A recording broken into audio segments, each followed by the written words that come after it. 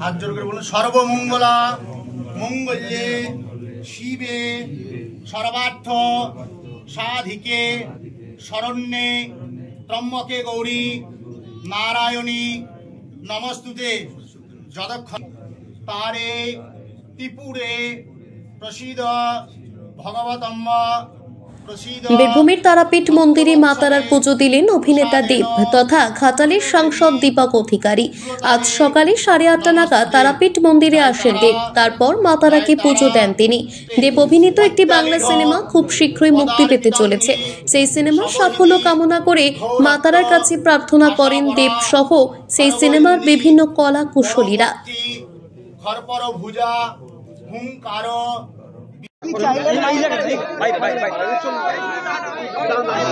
চাওয়া তো কোনো শেষ নেই, বাট ওই আর কি মায়ের কাছে আশীর্বাদ চান আমরা সবাই ভালো থাকি, শান্তিতে থাকি, সেটা সবচেয়ে বেশি ভালো। পাবেন না কিছু দাদা, বলছি বাংলাদেশ নিয়ে কি বলবেন, যা পরিস্থিতি চলছে মন্দিরে, এটা নিয়ে আপনি আলোচনা করতে চান পড়ে যাবে।